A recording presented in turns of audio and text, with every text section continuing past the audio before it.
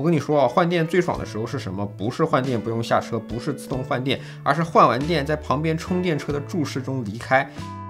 2023年10月26日，蔚来第2000座换电站落成；2023年11月18日，第2100座换电站达成。今年蔚来的建设目标是新增1000座换电站，超额完成目标已成定局。到年底将累计建成超过2300座换电站。蔚来换电站在几十座、几百座的时候，有人说换电站是没有用的，现在建了几千座，换了3100万次电了，平均1.44秒就有一台车从换电站满电出发。他们又改口说建太多换电站会倒闭。换电是什么？换电是不区分你是75度还是100度甚至150度的电池，3分钟就给你满电出发。3分钟的时间，大部分的充电桩才刚扫完码，刚插好充电枪，等着功率上升，祈求不要跳枪呢。换电就是这么优秀，你没得比。你说超充，梦里想着10分钟充个电就走，结果真实情况是先排队40分钟等增程充完电，再充电40分钟，然后再写一个小作文：电动车跑高速太受罪了。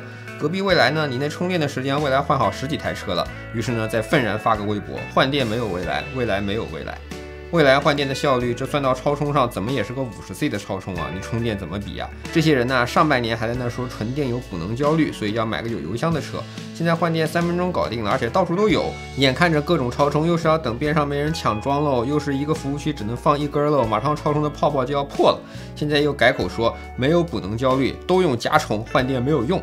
蔚来是不能充电吗？蔚来是没有加充吗？甚至蔚来的加充还有20千瓦，是你加充的3倍速度，你有的蔚来都有啊。现在是蔚来的换电，你没有啊。如果一个东西不好，竞争对手会怕你海量布局吗？难道不是应该乐见你建一堆铁皮房子在那亏死吗？整天唱衰换电是为什么呢？是从看不起到看不懂，现在看懂了但是追不上了吗？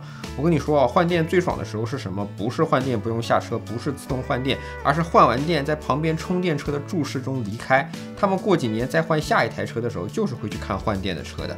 换电站是这个道理，高端品牌的建设也是一样的。20万的价格厮杀很激烈吧？你蔚来凭什么不降下来跟我们一起打呢？凭什么你蔚来可以高高在上，均价卖个35、6万，然后还占了整个市场的30%、40%、50%呢？